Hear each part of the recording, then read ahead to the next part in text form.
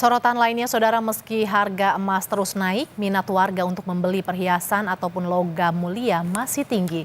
Seperti di Palembang, Sumatera Selatan. Warga kota Palembang, Sumatera Selatan meyakini perhiasan emas menjadi salah satu instrumen investasi.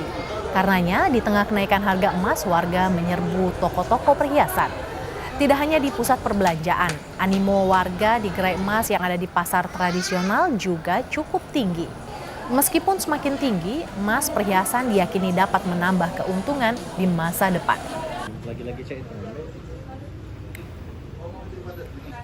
Kalau untuk emas tuh lemaknya untuk emas tuh itu lah, kita nyimpen emas tuh jadi untuk investasi lah.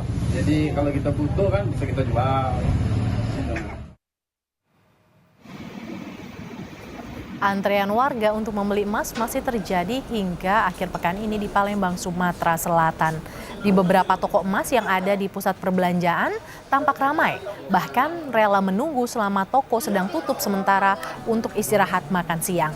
Tingginya animo warga ini, saudara, mengakibatkan logam mulia menjadi langka karena ada pembatasan pengiriman. Bahkan di sebuah galeri yang baru dibuka sejak 8 April 2025 pasca libur Lebaran selalu habis stok sebelum siang hari.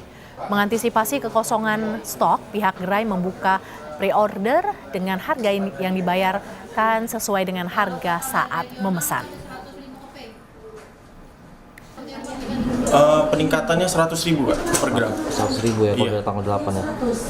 Untuk stok sendiri kita melakukan restock terus ya Mas, karena kita kemarin 2 hari itu sempat kewalahan, kehabisan stok juga sempat, tapi kita masih terus berusaha untuk restock mulai dari Galeri 24, Antam, dan vendor lainnya.